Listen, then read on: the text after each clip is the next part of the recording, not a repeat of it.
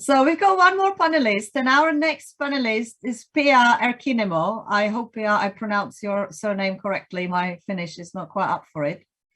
Pia works at the Finnish Climate Fund, and she is a member of the executive team responsible for deal flow and customer relationships.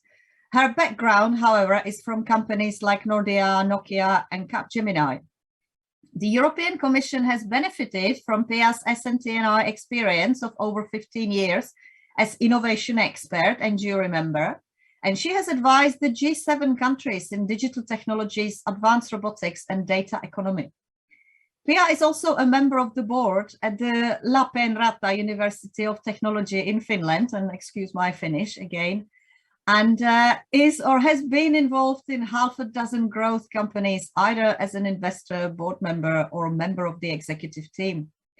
Pia is also a member of the Finnish Business Angels Network, where she was a member of the board up to 2018, and she regularly writes columns to the Technology and Economy weekly journal or weekly professional magazine.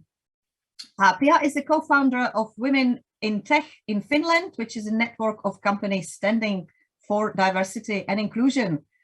Wow, welcome, Pia. Thank you for joining us. Thank you. Yes, well, excellent pronunciation in Finnish. So I salute you. And we all have this intermediary language, English, now ongoing. So I don't know your language either. So apologies for that. No. So I have 15 valuable minutes here before then we can start. We will have the possibility for a panel discussion, which I appreciate tremendously. I'm very happy to tell you the story of the Finnish Climate Fund, which was kicked off, or our financial activities, 18 months ago. And I have done a journey myself, as you heard. I have been working for quite many years. So coming from the digital world, metaverse and likes internet world, towards more concrete and physical, which means that I'd like to share with you now what we are doing with the Climate Fund and what we see as of important, why we fund, what we do, and what we fund. So as I've said to my friends, who still are my friends, saying that, hey, the climate change is not happening in metaverse. It's actually happening in real world. But we shouldn't neglect digitalization as one of the solution domains for combating climate change. Not because there is no climate change solutions without digitalization in this times world. So what keeps me awake at night, or what motivates me to wake up, is carbon neutrality goal. Finland has the most ambitious carbon neutrality goal in the world. We will be the first country, and our natural reference group is often Nordic countries, as we are in the Nordic Forum. So we will be carbon neutral by 2035 without doing carbon emissions, without doing carbon credits. That's kind of the bars. That's how high our government has put the bar. Iceland 2040, Sweden, depending on their regime. I mean, they are now negotiating about that. They just had a parliamentary election last week, and I just arrived last night from Malmö, Sweden. So either 2040, 45. Denmark and Norway haven't stated anything else than the normal what the EU is saying, so 2050. So this is really the driver for us at the Finnish Climate Fund.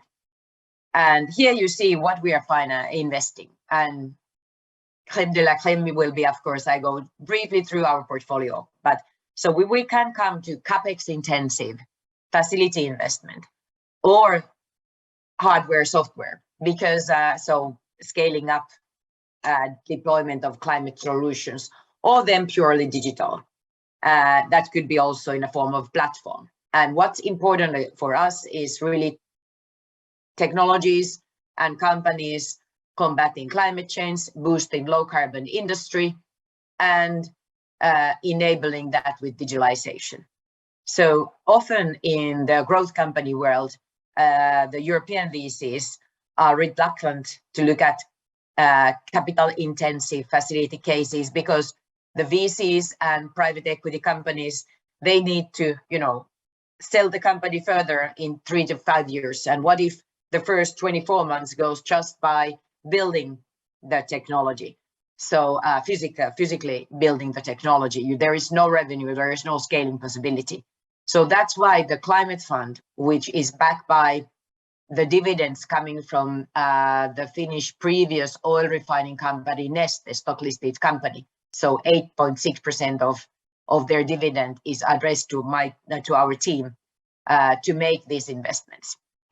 So this is basically why we wish to help and take part in making the impact, but also where it's difficult, where the private money doesn't get that easily. So we are always in minority. We will be doing investments worth 80 million this year. Next year, 120. That's what I'm looking forward as an executive team member responsible for deal flow. I'm very positive and optimistic. I see a lot of good tech coming to solve this grand challenge, by the way, caused by people.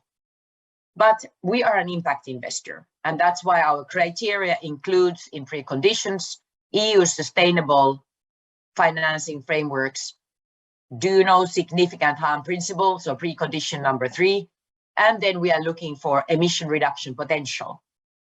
And I'm stating now that the CO2 equivalent ton is the new currency. We should have our balance sheet, our yearly reports, which are already also containing, what is the burden that my business, and not only my business, but my network's business, where I will then be one of the ones getting the customer money, i.e. profits. So what is our burden to the planet? We have to take this into account, but that's not easy, as we haven't done that before as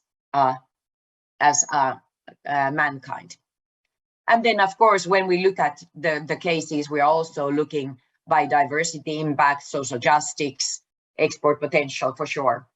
And as you can see, our sweet spot in financing is 40 to 40 million euros.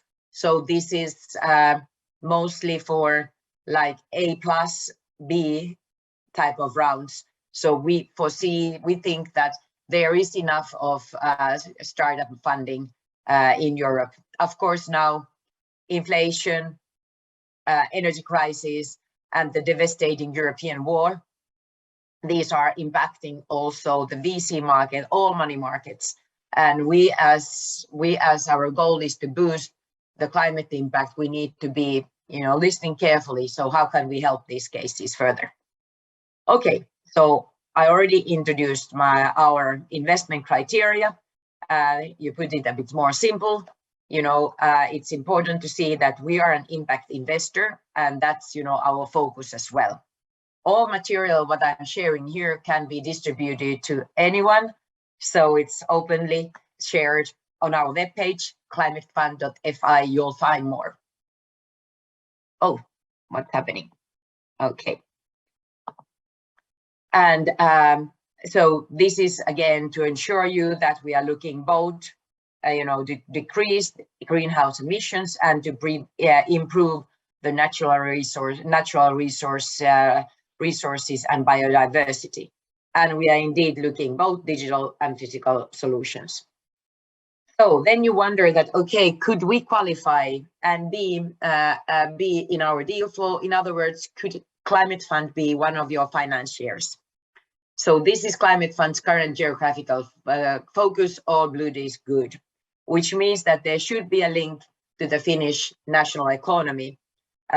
So we are looking for companies that has Finnish technology or is established in Finland, and the emission reduction potential can take place anywhere in the planet or in Finland. So of course, that's for sure. So our use of proceeds, our money can be used, for example, in India. We are also looking for non-Finnish companies and we are inviting them dearly to come to Finland, or technologies, but then there should be a link, as I said, a customer, daughter company, joint venture, special purpose vehicle in Finland. So currently we are not able to join for investment rounds where there is no linkage to Finland. So it's just a great climate act, climate tech company, but doesn't have a link to Finland. We'll see over the years, as our goal is to put 1 billion euro to climate tech and digital climate tech in the next 8 to 10 years. So it's a lot of energetic money for innovation. So it could be changing our focus, but currently we have a very good deal flow, and 10% of our deal flow. So companies, customers that wants to hear about our financing opportunities, wants to collaborate with us, is coming from outside Finland. So I haven't had any Czech discussion yet, but I have deal flow from US, from Sweden, from Estonia, from Canada. Yeah, one of them actually has affiliate also in your country. Well, nevertheless, so of course from our side it's good that usually these companies bring also money to Finland, and then we'll try to match with that. This is what we look. So we are looking anything underground up to near space, because and what I mean by that is rare earth metals, how to replace them with biomaterials, for example, or nanosatellites observing the planet's well-being, also not so well-being, transmitting data to learning algorithms, machine learning, and edge computing, which then the data will nudge. I'm sure you're all familiar with nudging theory, will nudge us as citizens, consumers, B2B decision makers towards resource-wise future. So we are looking plastic to plastic. We are looking pyrolysis. We are looking, we've done 2 hydrogen cases already. Food tech was our first one. And of course, everything what you see here, with the digital caveat. So the real things. Solar foods, low emission protein. They are making food out of thin air. It's cell agriculture. And they have invented a solein ingredient protein, which can be done from CO2. And actually, that's why ESA, European Space Agency, is interested in this company, because they could provide a solution when humans would do interplanetary travel, so that we would get as humans the protein that our body needs without agriculture, without plants. Elster, emission-free steam and heat for industry. So if you think all I'm from the north, so I'm always thinking Côte d'Azur and all the pâtisseries and boulangeries. So bakeries in Middle Europe and Southern Europe, which are often family owned and often using very old technology, could be hundreds of years of old. They are huge CO2 emitters. So there is a container size solution that converts electricity to steam and heat when it's needed and can be storing it. So it's for SMEs. Magsort is circular economy for steel industry. Steel and concrete production are significant sources for emissions. And they are taking out of the slack coming from the mining industry and metal that can be reconverted from the waste slag and used again. So very important. And again, you can see we are talking about how many tons of millions of tons of CO2 emissions they can reduce. Now, Betolar is our first digital case. So it's a digital marketplace for replacing cement. As you know, 7% of the CO2 emissions in the world are coming from building with concrete. Well, think how much there is to build in China. So they have a learning algorithm and a digital platform. And well, I hate the word AI, because I only think that, that's in the future, through artificial intelligence, but they have the learning analytics and they know the recipe, how to replace from cement, which by using cement, you release so much CO2. So by replacing cement with side streams from industries, or even with biomaterials, so that the concrete will be still as high quality as it needed in different use cases. Aurelia turbines are making hydrogen turbines for industrial transition. That's really important. P2X solution is then a facility producing green hydrogen. Joensuu Biocol is doing what we really are interested in, carbon capture and utilization, and this is biocol. So you can put fossil to renewable raw materials. So you can make torrefied biomass production, and by that capture the CO2 for a longer time. Heat is medium deep heat wells. So you are familiar with, I'm sure you have it with kind of geothermal heating, but they are digging deeper, and it can be then a systematic change for the Nordic district heating, and I suppose district heating is known to in your area as well. So really get rid of the fossil ways of warming the houses. Then our first fund of funds, so fund focusing bioindustry. In order to spread out our portfolio, it's also good to spread the assets, and that's why this bioindustry fund is really focusing on boosting bioindustry, which we need definitely a lot of shoulders in Europe and in the world. Airmon is our digital case reporting system for greenhouse gases, especially for methane.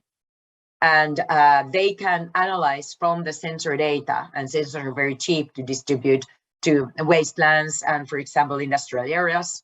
So that's where they analyze the data. You can, of course, put the sensor. So this is Internet of Things, IoT. You can put the sensor even to a drone, but you can't fly drones, for example, not at all in all industrial areas, because you can't even use a mobile phone there because of the possibility of fire. And so this is basically what they are doing. And our last thing that we came out public is Fin Recycling, and they will recover sand. Sand is the most used raw kind of ingredient in the world after water, and we are getting a shortage of sand, especially certain type of sand that is good for constructions and special purposes. For example, to Finland, a small country, we are getting the sand that is needed for making molds for steel, for iron, iron particles from Belgium.